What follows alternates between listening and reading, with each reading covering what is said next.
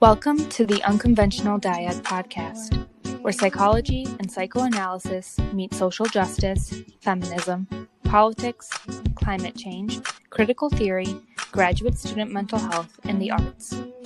Your hosts are Carly and Laura, two graduate students and friends committed to bridging the gap between the field of psychology, social issues, and society. Thank you for joining us.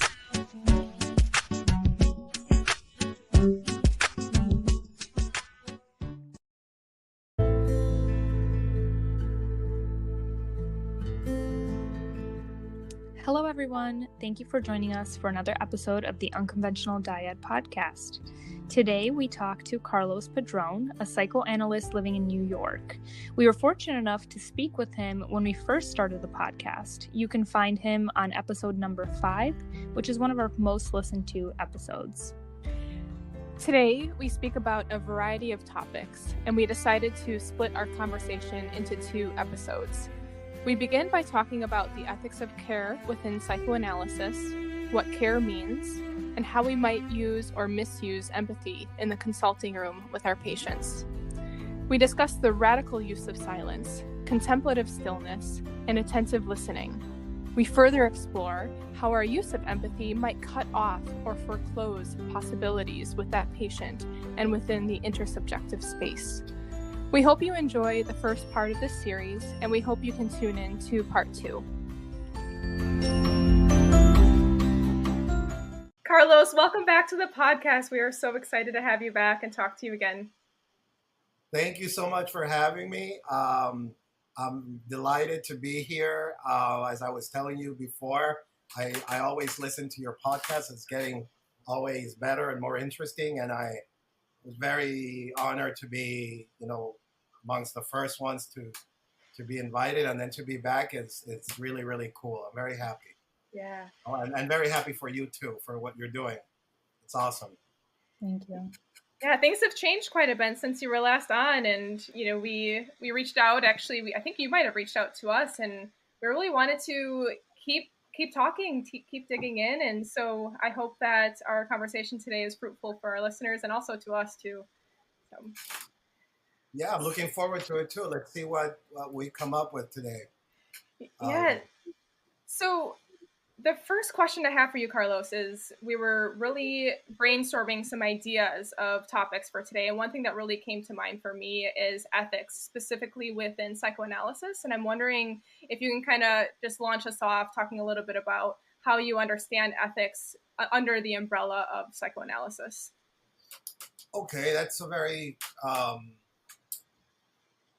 broad and very interesting question. Well, leaving aside what normally people, and sadly in some institutes, are taught, which is only the professional ethics, right? Like boundaries and don't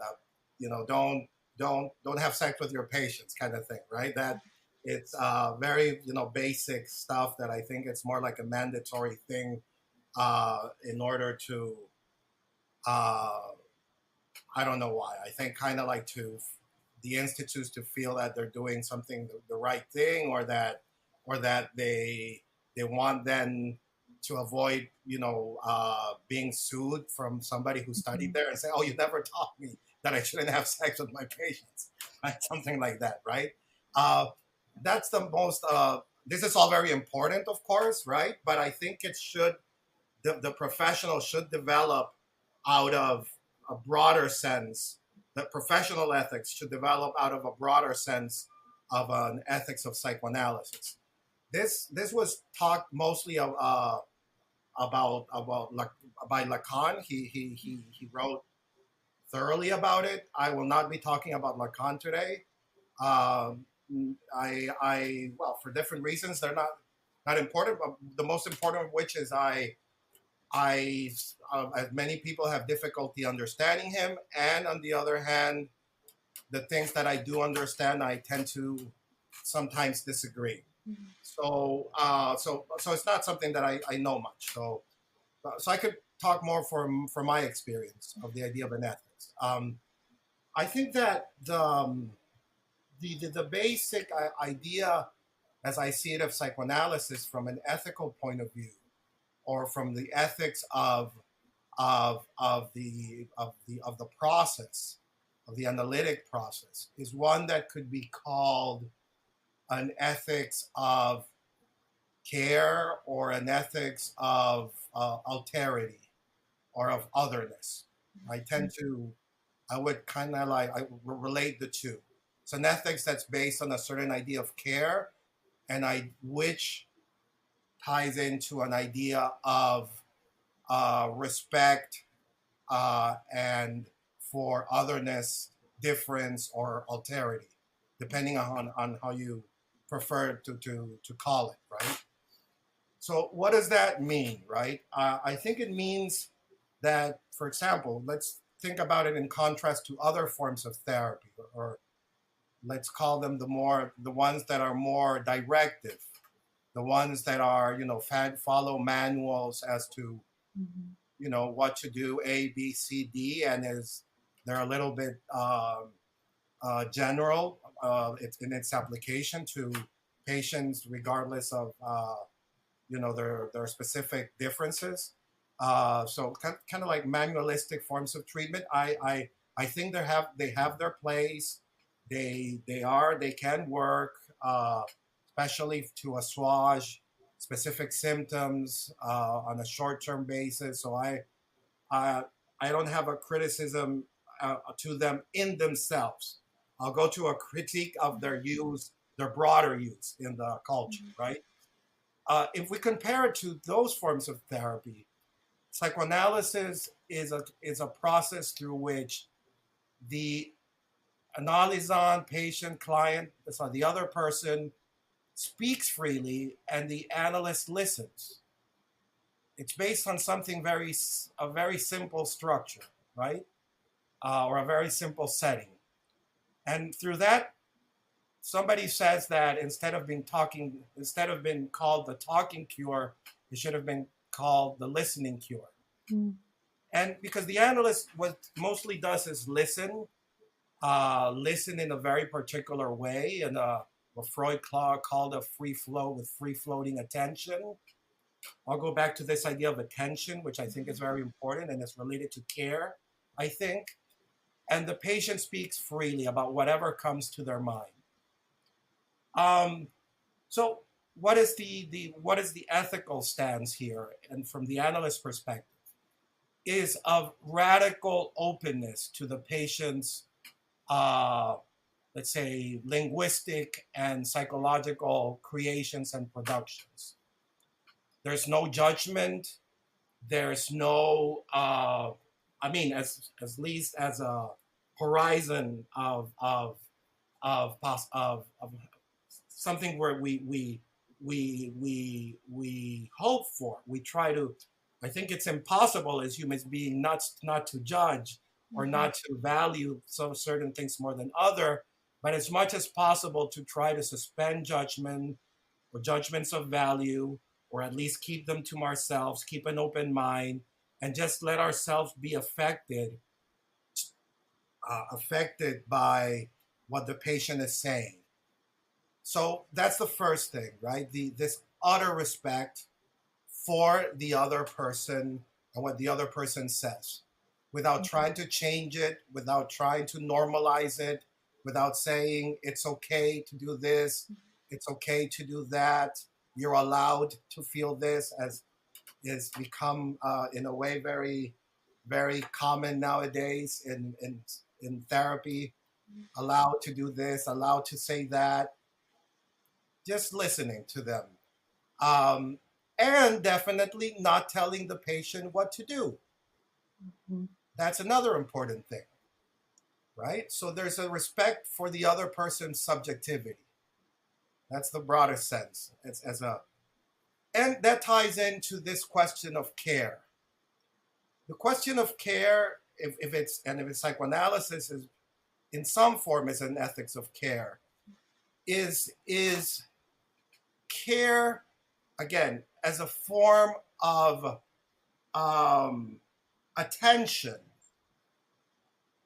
and close attention to what the other person says. and respect for what the other person says or does. Right? There's something that I don't know. You might have heard the psychoanalyst Hans Lowold. He was a German philosopher. I said philosopher because he trained originally as a philosopher, and his teacher was Heidegger, and then he became forever estranged from Heidegger after Heidegger had this participation in National Socialism, and Lowell was Jewish. So I think that's why I said philosopher, but also because his psychoanalytic theory and writing is very philosophical, and it's very much intertwined with philosophy. He in his very famous paper on therapeutic action, he talks about he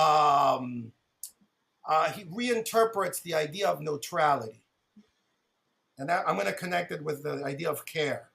Right? He says that psychoanalysis, up until then, especially American psychoanalysis that became very, medicalized, aspires to be kind of like a natural science, etc., understood neutrality in this natural scientific way, right? That in order to understand the natural world, you have to suspend all form of subjective a form of subjectivity, right?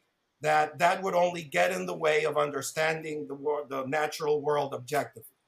And he says that that taken onto the analytic situation, as many ego psychologists did in the 50s, for example, it leads to this idea that the analyst is totally, it's only a spectator of the process and is totally disengaged. And what the analyst does is simply reflect back as this pure mirror what the patient is saying, right? And sending back to them in this kind of like unblemished, pure way what the patient is doing without passing through the therapist or the analyst subjectivity. And he says that this is not possible. That in order to, when the object of understanding of our observation or interpretation is another human being, and our objective is to understand them from the inside, right? Not from the outside, not only describing their behavior, but to try to understand their subjectivity. The only way is to become engaged in an intersubjective relationship with them, such that in that way, we're both observers, but participants in the relationship. So given that that's the case, so how do we understand neutrality, right? This idea that we should not pass judgment, we should not, the general idea, right? That we should not interfere in the patient's associations, that we don't tell people what to do, that we have a neutral stance on what the patient says, right? But he says that it's not about being a pure reflective mirror. It's about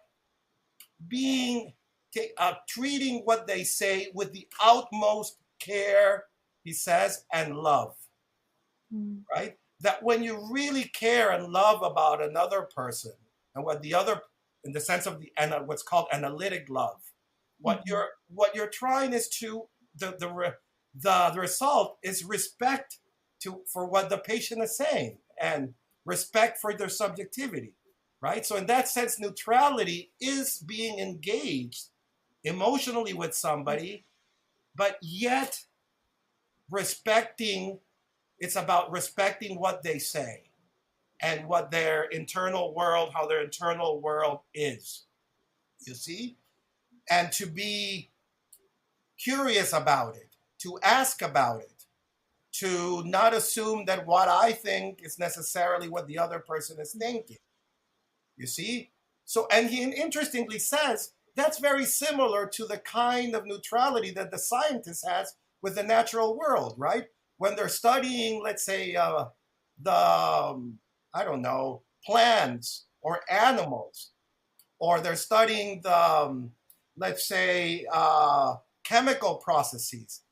They're trying to understand them in themselves because they love their object of study, right? So it's out of care for what you're studying that you try as much not to interfere in what you're observing or what you're studying. So there's a similarity, but the thing is that the care towards the natural world is different than care towards the human beings. Well, some people might disagree with that, right? Especially people who have a more ecological point of view, but I think there is a difference, which doesn't mean that we can care for the natural world in very profound ways, right? So that's one thing about this idea of care. Does care, so the other thing, I found something here when we, there is a, I don't know if you've heard, she was a philosopher, a Christian French philosopher, Christian mystic and political activist, who's called Simone Weil, that I like very much. And she was born in 1909 and died in 1943. And she talks about, she was very involved in helping suffering people. And in one place, she talks about, she says that the root of her compassionate care, it's also about compassion, right? Mm-hmm. Compassionate care was a practice of what she calls attention. Remember, Freud talks about free-floating attention, right? He uses the word attention. And Simone Weil defines attention as contemplative stillness, right? And she describes it as an emptiness that permits the other to enter into one's consciousness and heart. And I want to think that that's a lot what happens in the analytic situation.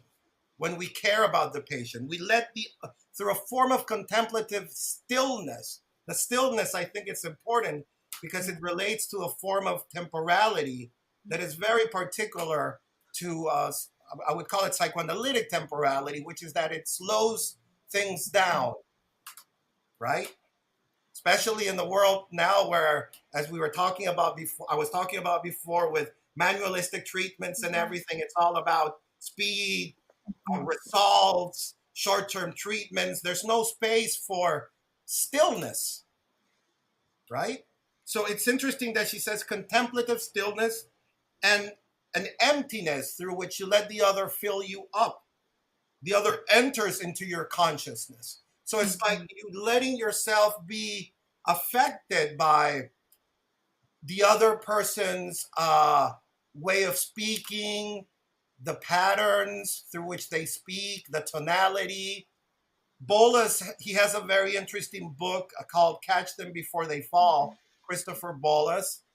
And he talks there, and I think in other places, about how when you're getting to know a patient, you're getting to know their speech, not only their speech, their verbal and nonverbal language. You're taking it in the same way you take in music, he says, right? Let's say if you listen to, I don't know, I think he gives example of like, let's say a Beethoven sonata is going to be different from a Bach fugue, for example, right? So you take it in and you start recognizing, and you get kind of like filled up by the person's subjectivity, which comes in the forms of tones, gestures, silences, patterns, as I said before, and you let yourself. So that kind of attention is a form of care. I think so. And letting yourself be affected that way. The question is, and you can stop me at whatever point, I think there's a lot of things to talk about here, but how is it related to empathy? Is it related to empathy or not? And I think that's a difficult question, right? It's like what Simone Weil, when she's saying an emptiness that permits the other to enter your consciousness, is she talking about empathy? I'll leave that in suspense, right? Or is care a form of empathy, right? My answer, tentative answer, and I can give you some examples as to why this is my answer. I think that empathy can be a form of care, but there's form of care that do not require empathy. In the following sense, I'll give you an example, right? We as therapists, we want to help people. There's an impulse in us to help and hopefully to care for people, right? Though not every analyst will agree that psychoanalysis has an ethics of care. This is a contentious point, okay? And I think that especially Lacanian analysts would have a contention on this idea of care that I'm putting forward. But leaving that aside, I think that sometimes people might feel that, I'll give you a case of a patient. Sometimes I've had patients who feel that my empath at the beginning when I don't know them, my empathetic or my empathic comments, oh, it must have been difficult to go through such and such or whatever that we often use, they take it as a lack of empathy. Interestingly speaking. Yep. Why? Because sometimes the person feels that I'm patronizing them by making a comment like that, that I am not a person who values their autonomy very much because they needed to become very autonomous early on in their lives, maybe because their parents, weren't there for them, so they developed this sense of autonomy, but in this reactive way, right? Like maybe autonomy is not the word. What would be the word? Like when you feel that, like this sense of I can only count on myself kind of thing, right?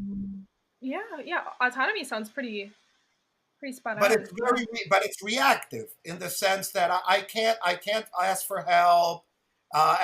Receiving help is a sign of weakness, that kind of thing. So when you extend or you make a comment that you believe is empathetic, you're kind of like, in a way, attacking something that's at the core of what has kept them, alive in many ways, right? So it's like you're telling them, oh, you're not self-reliant, you need me, you need my help, you're weak. So there could be, and it's happened to me, right? There can be a moment of misattunement with the patient because that's not what they need from you in order to create a therapeutic alliance, which is a form of creating a space where the patient feels that you care, that they can trust you. You see, I think that's very interesting. Because we immediately assume that just showing empathy is people are going to take it as you being connected or attuned to them. That's not necessarily the case, right? So care can come in different forms and shapes, right? Sometimes care is setting a boundary for a patient, and the patient might even get angry at you and might get frustrated, but that doesn't mean that at some level they don't feel that you're caring for them, right? That would be opposed to empathy, that you might say, patient, let's say patients with maybe, borderline structures, right? That they tend to try to shake or play or want to disrupt the frame. You might try to be empathetic. You might say, "Oh, I understand. It makes sense that you can't, you couldn't come to the session because, whatever excuse or reason they offer to you. So, given that that's the case, I'm not going to charge for the session, for example, right? and you're feeling that you're being empathetic. You probably are. But they might not feel that that's caring for them at some level. Even if they're happy, superficially, unconsciously, they might not feel cared for. Because sometimes, sticking to the frame is a way of holding them and containing them and making them feel safer in the way adolescents are. You know, you're seeing adolescents. Adolescents, they're constantly playing, well, kids too, but adolescents, it's more in the more dramatic way. They're always playing to see what are our limits? What are the boundaries, right? How far they can go. And if you don't some parents would say they won't set any limits because they don't want to get into arguments, or they want to be empathetic. Oh, I know how it was when I was your age, blah, blah, blah, etc. Or they don't want to deal with the adolescent's frustration. But beneath this rebellion, there is a need for boundaries. And if they don't get those boundaries, they don't feel cared for.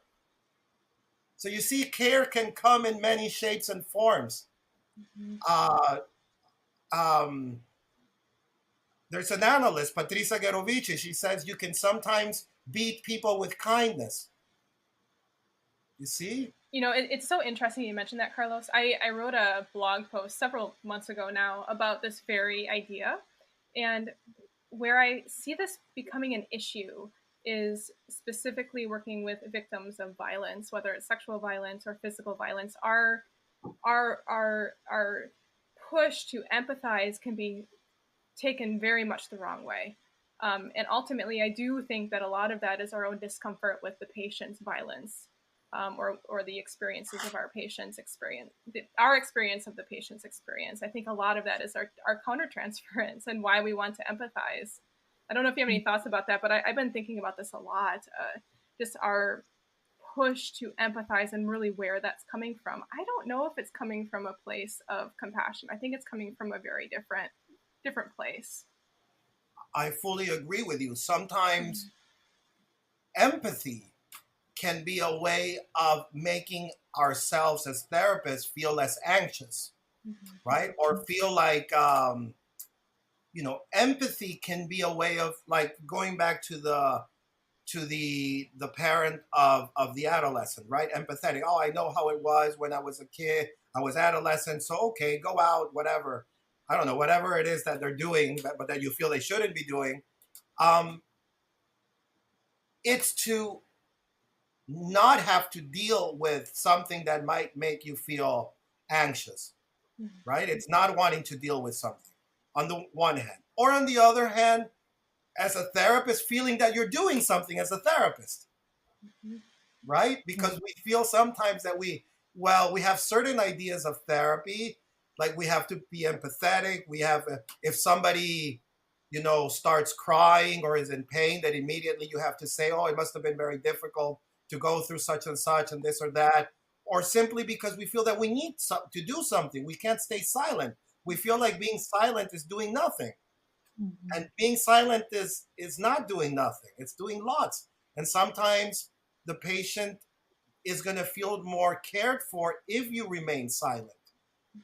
Specifically, what you're saying with cases of trauma, it's been my experience too, that sometimes people, therapists, get deceived by this idea that empathy is kind of like this way of unraveling the mystery of the other's trauma, right?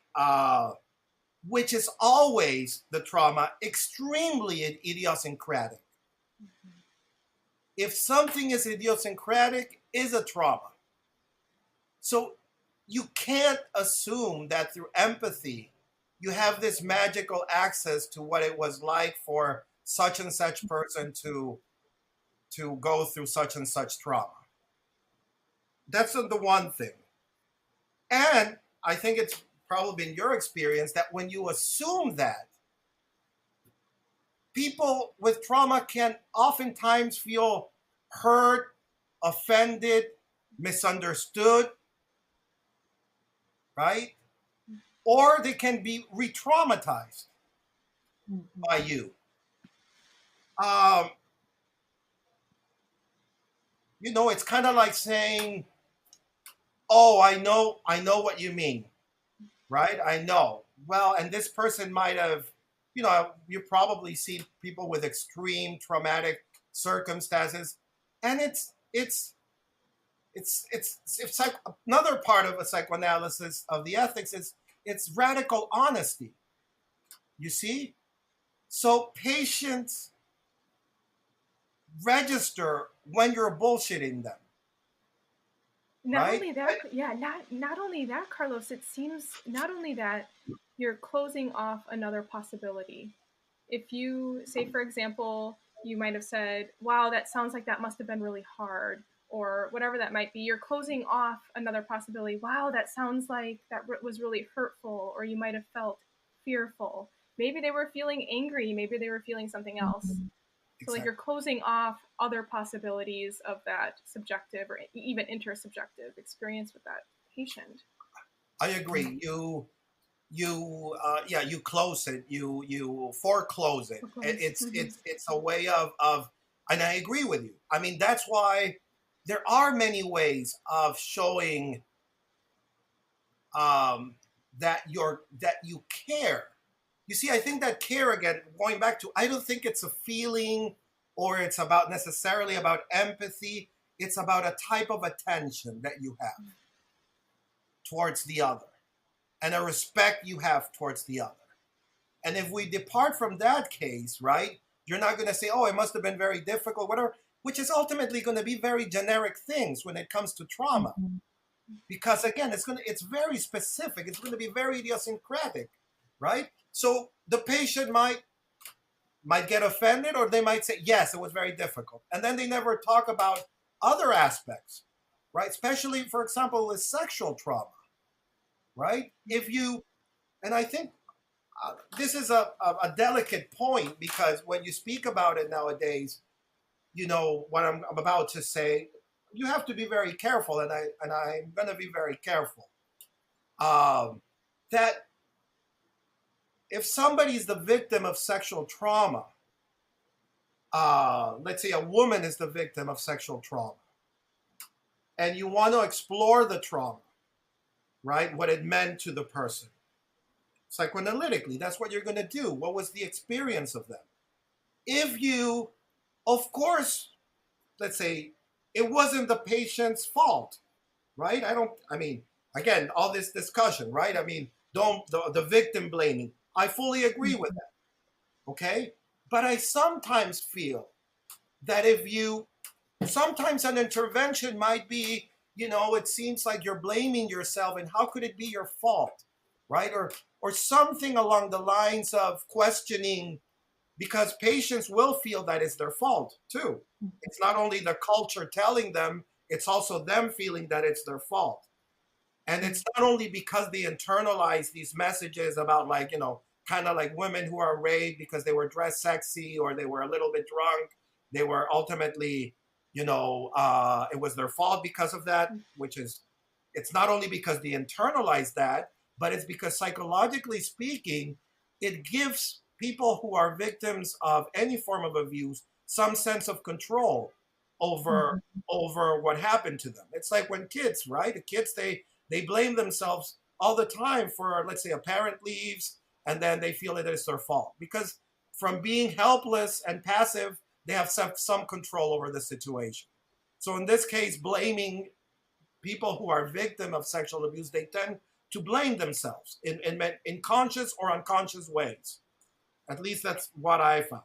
So if you say to, and this is why I don't want it to be about victim blaming, but if you tell the patient, perhaps too soon, this wasn't your fault, you don't have access to why the person is feeling guilty about it. And I think you need to get to that in order to help the person really heal from the trauma. Or else it's just like, okay, it's like you put a huge Band-Aid. Okay, it's not my fault. That's going to do lots for the patient. Of course it's going to do lots. But you're not going to get to this inner sense of guilt. Why do you feel what's the guilt? Where is it coming from? Right? So that's another case in which you jump into something because you want to be a good therapist, because you don't want to deal with material that's very difficult to hear, you might foreclose something. And the interesting thing is that it comes from good intentions. It's not because you're trying to be bad, right? But we know that the path to hell is full of good intentions or something, right? And it happens many times. Mostly these things come out of good intentions. Just like when, other examples, somebody presents something that seems to you like depression. And then you tell them, it looks like you're depressed. I don't do that, right? Because, or very rarely, unless it's something that I feel the patient they've been confused about it, and it might help them organize themselves in some way. But the thing is that if I say it's depression, the worst thing that can happen is the patient says, yes, it is. And then they feel that they don't need to talk about it, what it is, in their own words, about their subjective experience. So again, it forecloses the further, elaboration of the subjective experience of the patient. I once wrote, I have some things about empathy. So this brings us to the question. I mean, again, we are talking about the difference between care and empathy. There are dangers with empathy.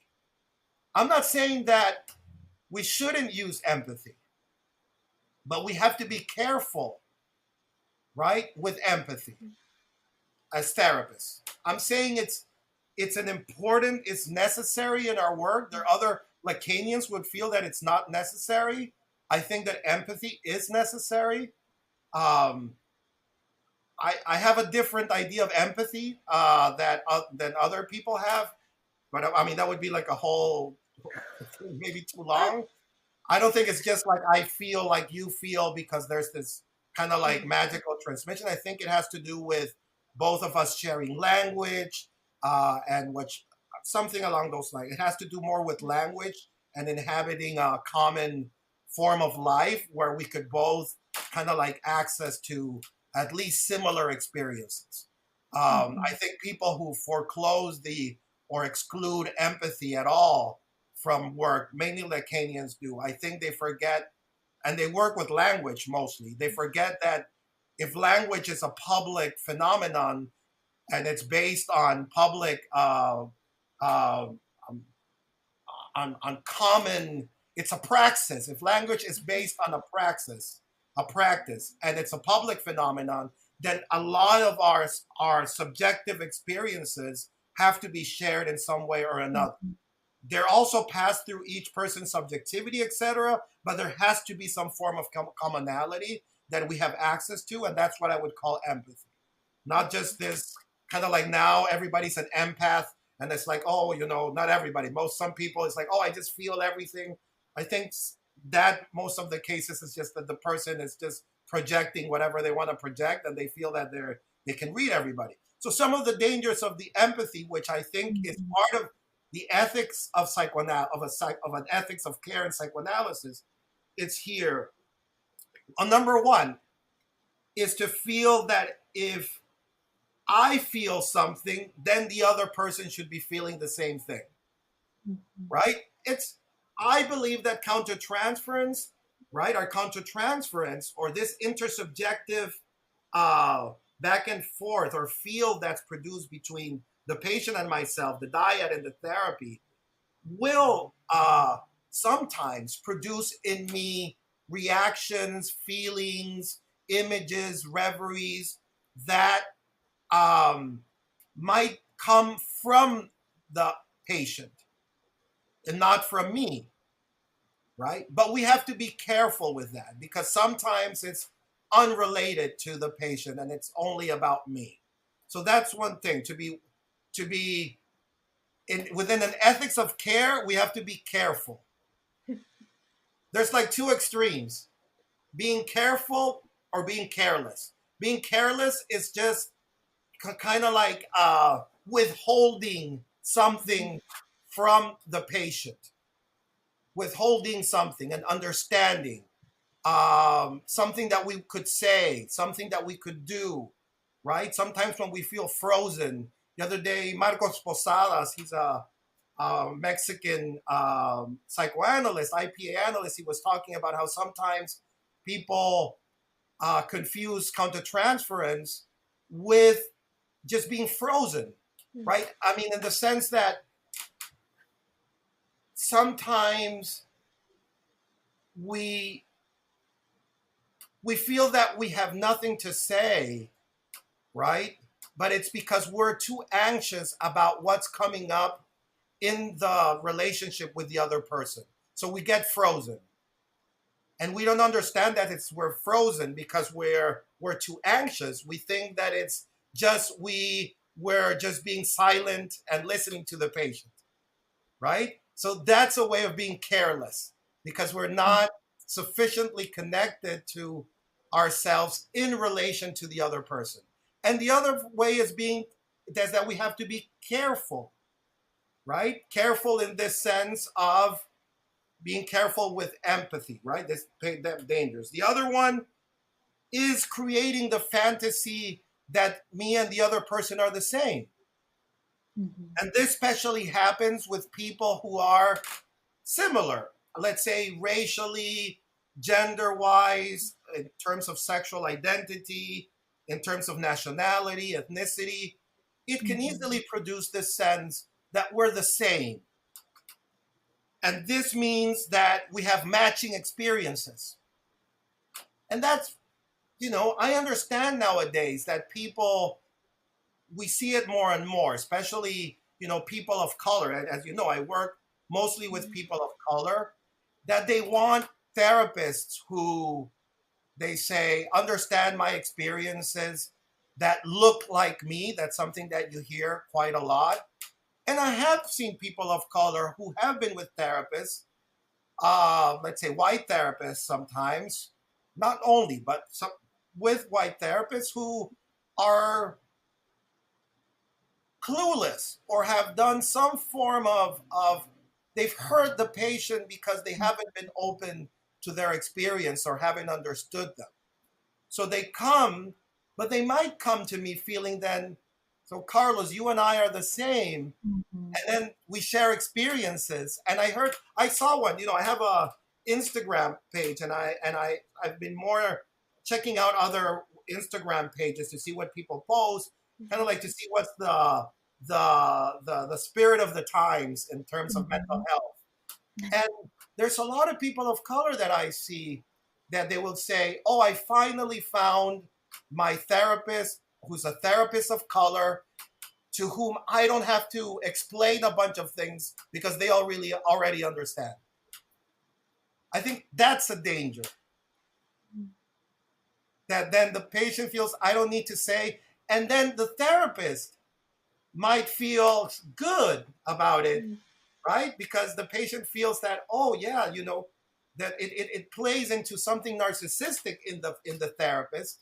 Mm-hmm. So the therapist will not ask the patient out of fear that then the patient is going to feel that they're not alike. Right? Yeah. So that's another danger of empathy, I think. Another one is we can use it as a defense against not knowing.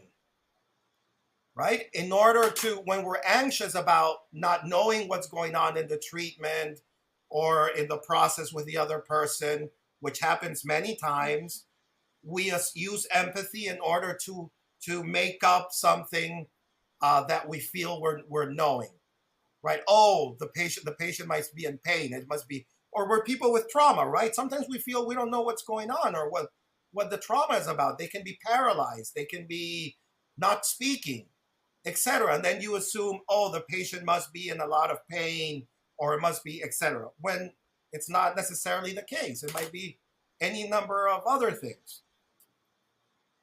I have a couple more.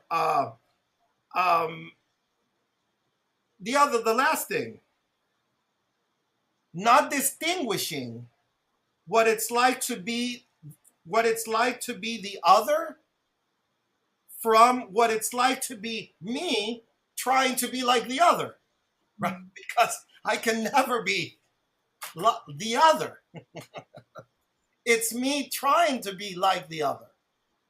So it always passes through a bit of my own subjectivity, right?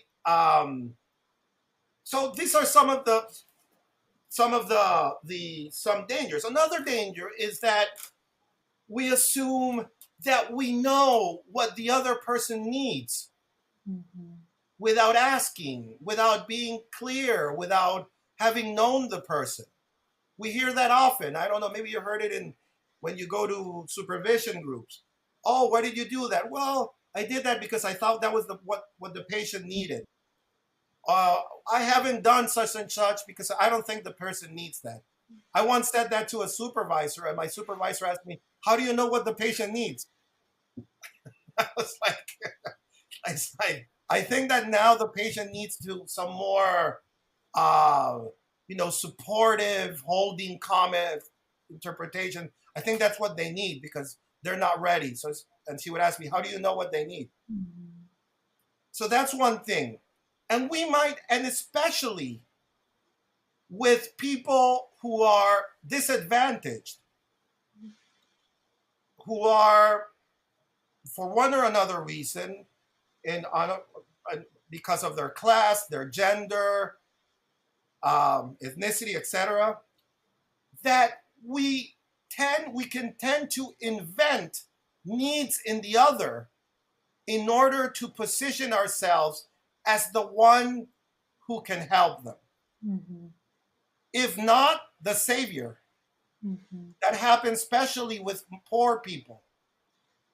And it has happened through history. You see, we're not exempt from that.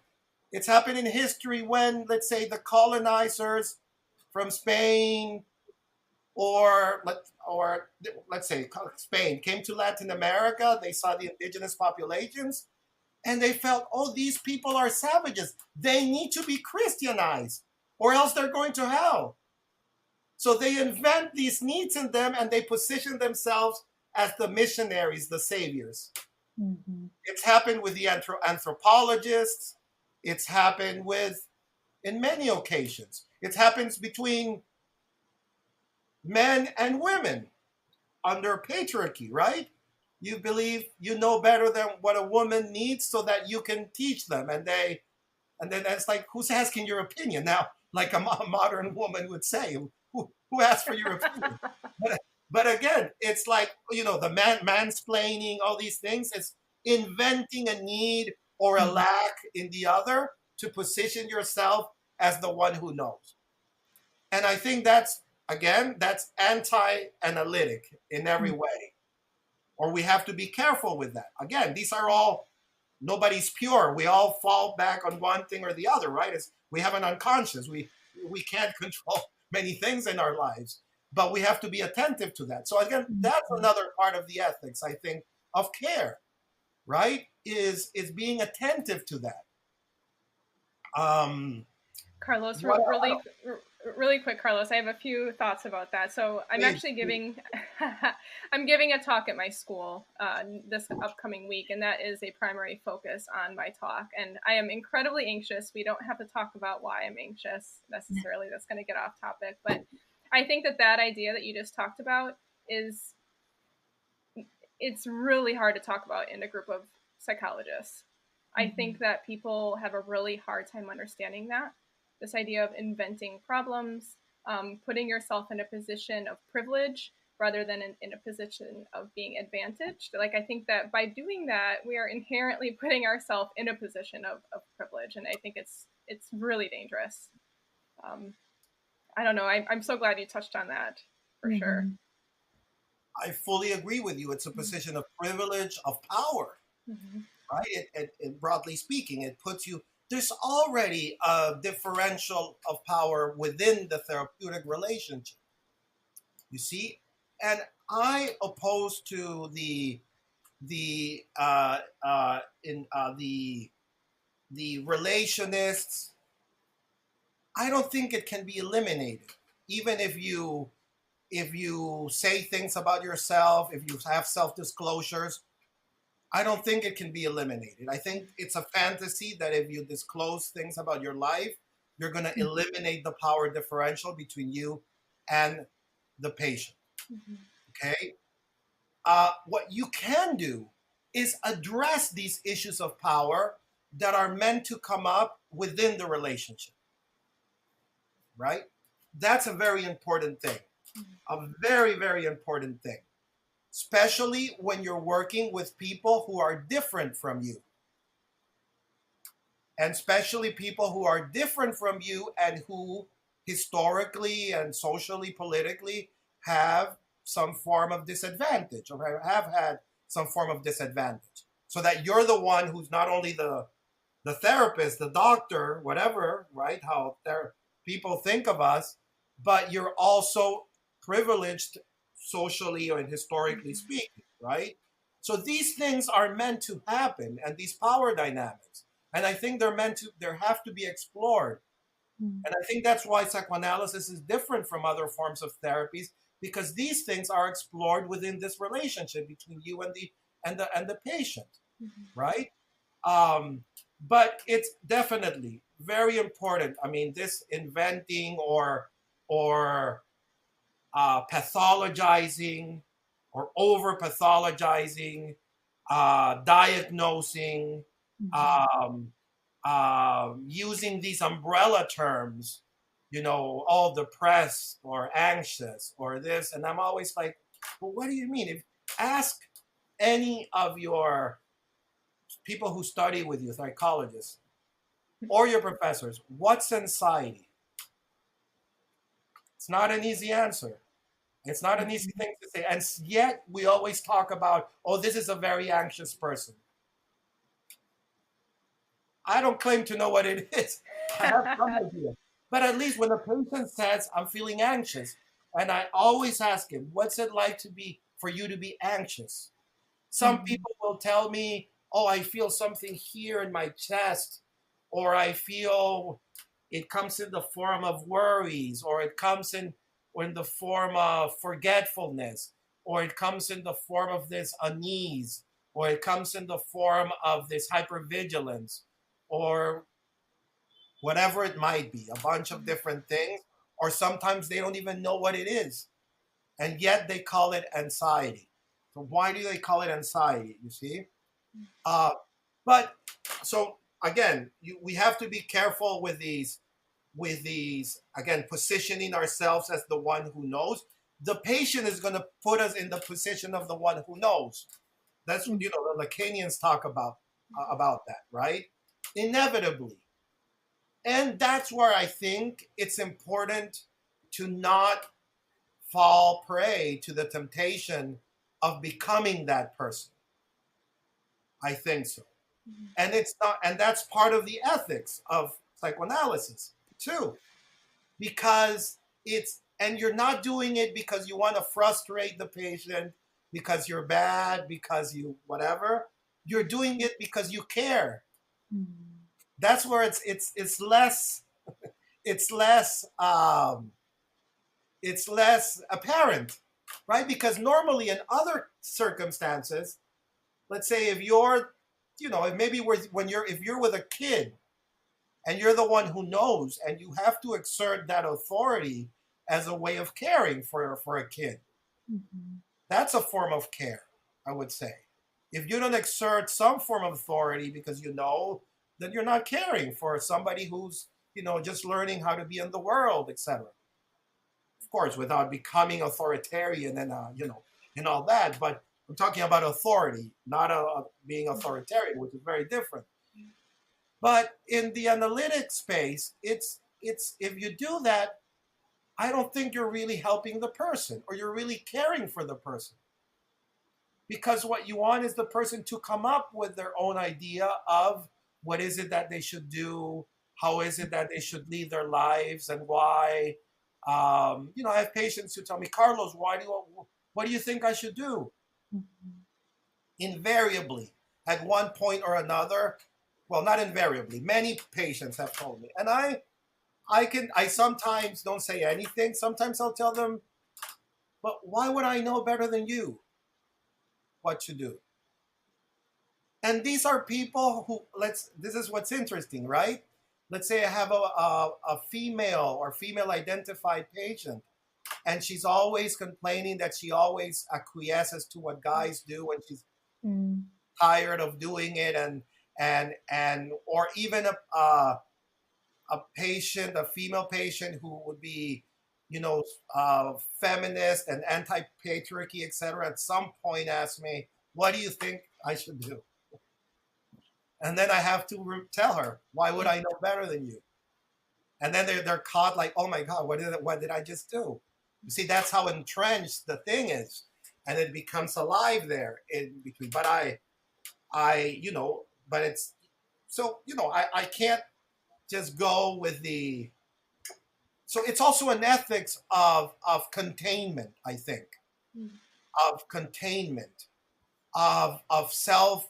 What Simone Weil was saying. I think, some beautiful words. I forgot them. She says, a stillness that is, what was it? Wait, I'm just looking for it because I forgot. A contemplative stillness, right? And the stillness also implies that you're not reactive. You see? You don't immediately react.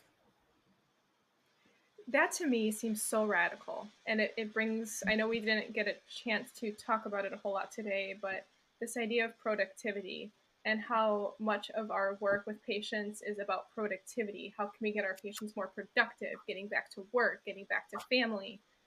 That idea of contemplative stillness, is that what she called it? Mm-hmm. That to me is such a radical idea. And I love it. I love it too. I was reading it because it was good. We were talking. We had talked about the ethics of care, and also I have been talking it with a colleague of mine called Tracy Seitzinger, and she's going to be on the podcast, by the way. Oh, cool! That's awesome. Coming on. Yep. I'm very happy. So talking about it, and so also then reading more about it, and I came up with that, and I was like, oh my God, this is it's awesome, and it has to do with that stillness, not being reactive. So there's two things, right? One, I'm going to connect it to the idea of productivity that we were also talking about before, about how this kind of ethics of care and psychoanalysis is a form of can be thought of as a critique of the kind of like capitalist understanding of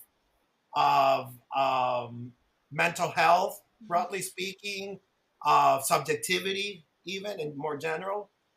I'll get to that, but first the idea of the stillness, non-reactivity, which is to and it's an ethics because it requires it's a form of praxis, right? Let's say a patient gets very angry at you, and then a part of you might be, let's say, if it happened outside the consulting room or the space, you might just yell back, right? And say, what the hell are you thinking, or whatever, right? Or somebody asks you a question, you answer normally. But this is a very particular space because sometimes you have to see, well, let me think about the question.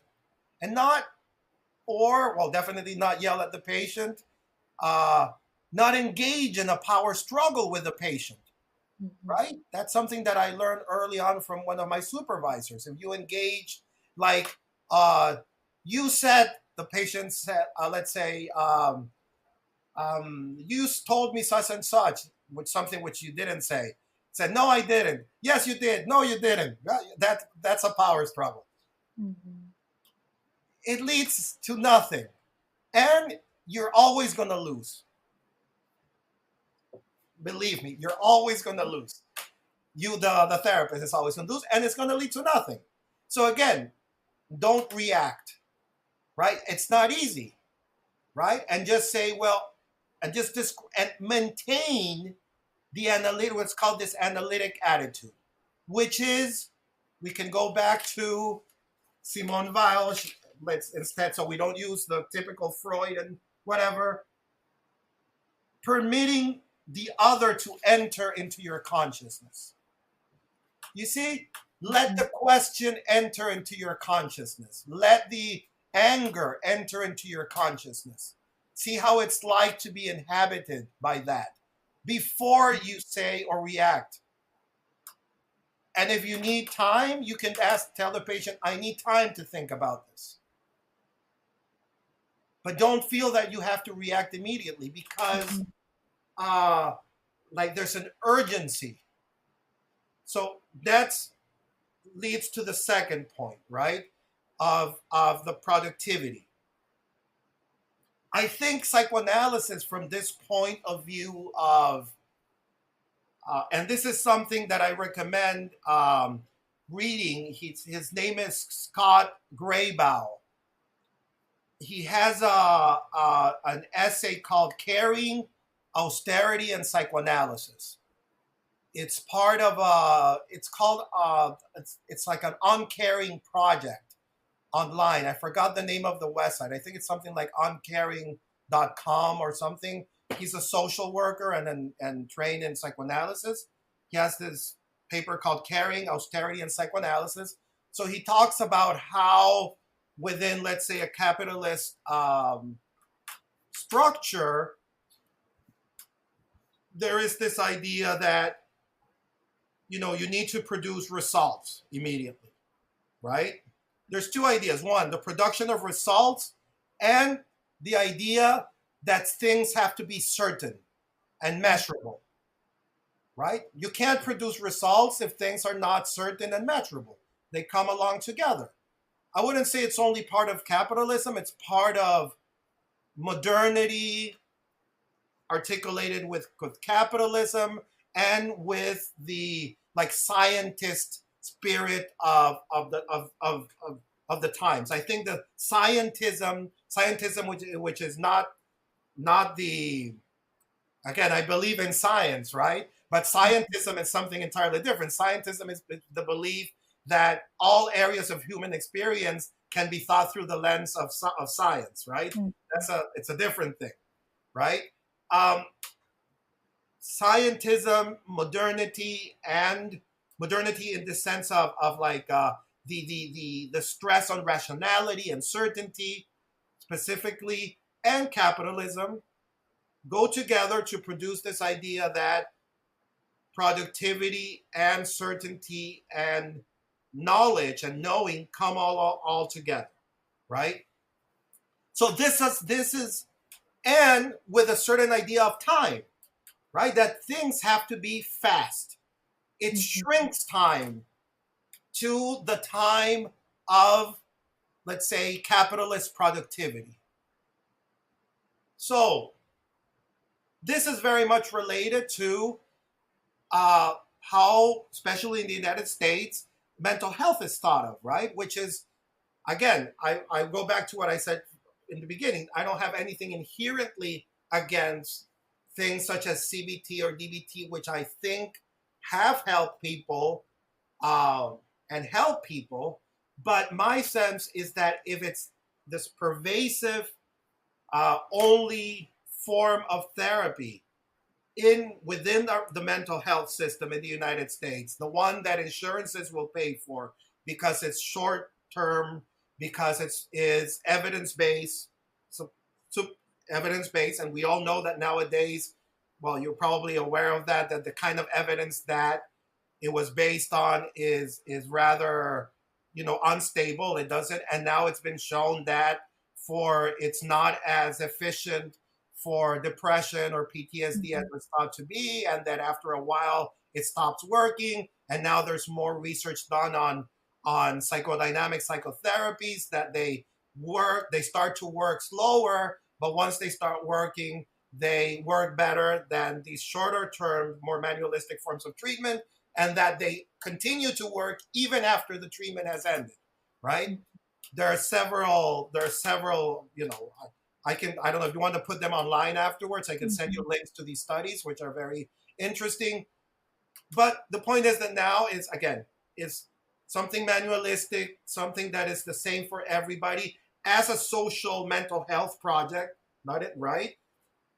Connected to insurances who want people to, be out of the treatment very fast. So again, it's about producing results, right? That's why it's thought in terms of tools that you give patients, they apply their tools, and then there has to be results, and it's mostly symptom focused, right? So, as I think Scott Braybaugh talks in this paper, which I find is very interesting, let's suppose, I worked at a clinic for several years, a mental health clinic, an Article 31 agency, and let's say a poor person comes there who's on Medicaid or working class, and they just want to talk to somebody. And then when they get there, they're just addressed in this, and I saw that, rather impersonal way in which they're given like an interview, like the intake, and then they're given some exercises to do here and there. And they've always felt that they didn't get to talk to anybody about their problems.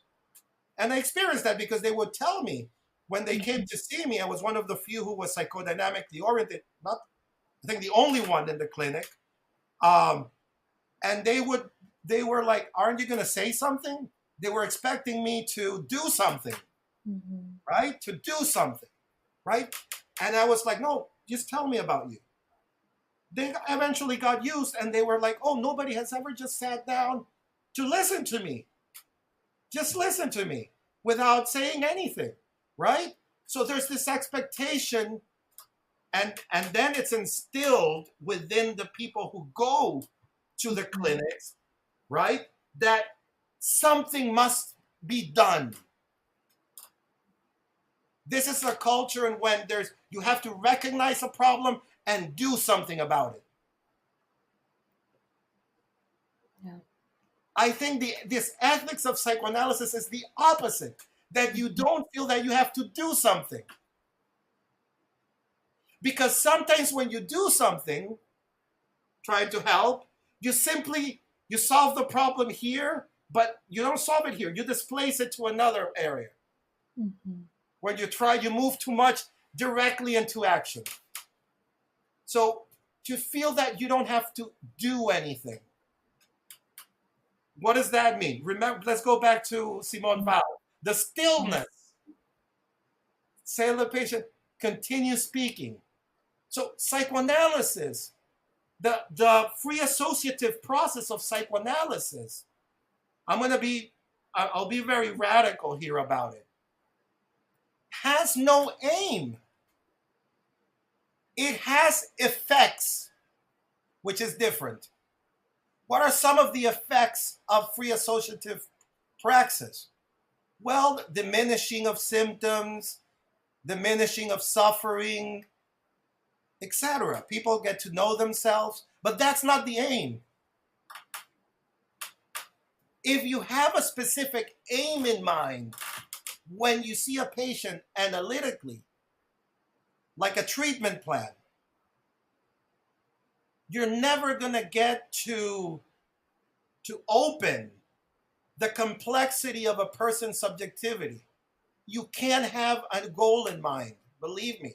You can start thinking about the patient, patterns, things that come up, but there can't be a specific aim. Like I'm going to, I've seen patients who come with they present originally with a low-grade depression or anxiety. So if I think of it, okay, let's get to work and lower your depression and your anxiety, right?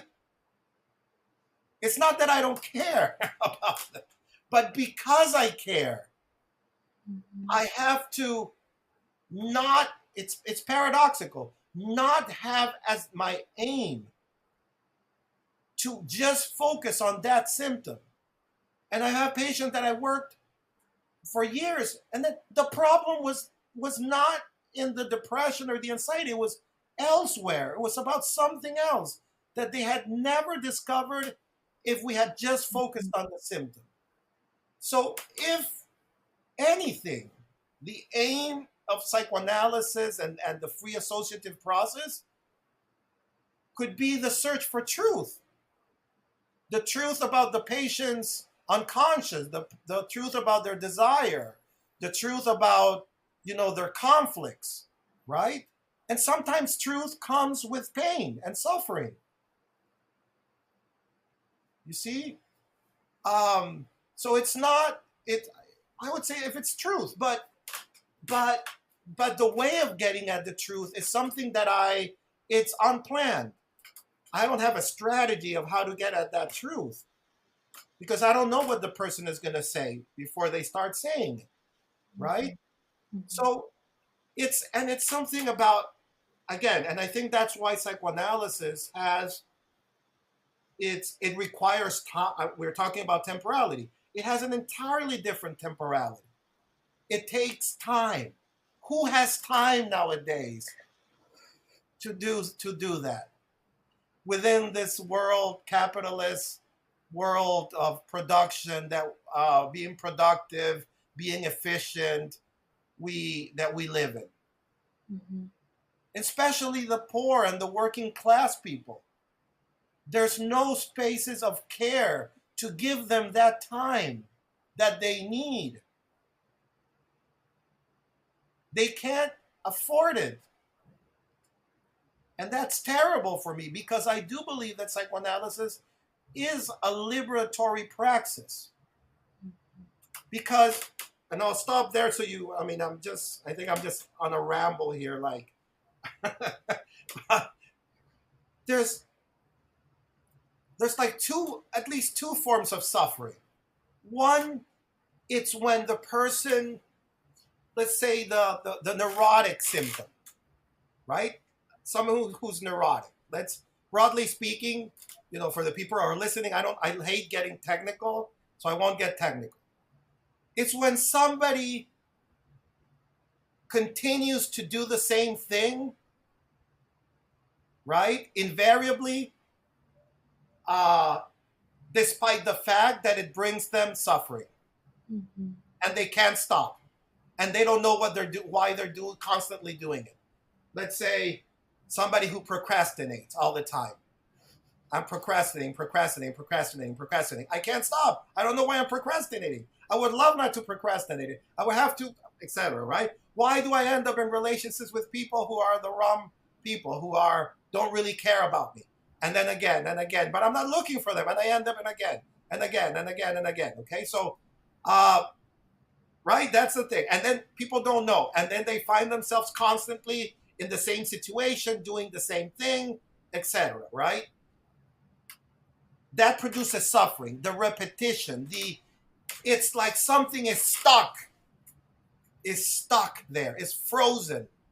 Mm-hmm. So there's something about repetition at times that produces a kind of freezing of the mind that produces suffering. But why do people do it nonetheless? Right? Some people would say, well, because they gain some pleasure from it. Right? There's something about it that, why would I do something that produces suffering in me? There has to be some motivation, or else I wouldn't do it. Right? Or, well, other people would say, well, it's familiar to me. Right? At least I know what's the outcome. It's a known suffering.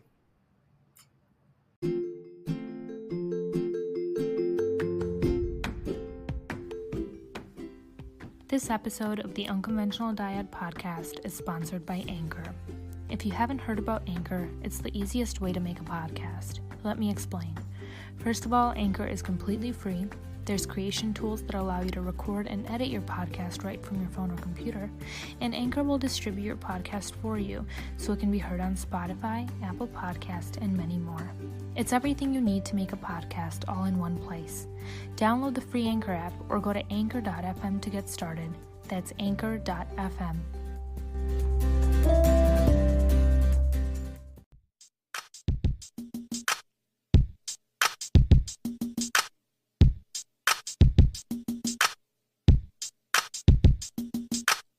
Sometimes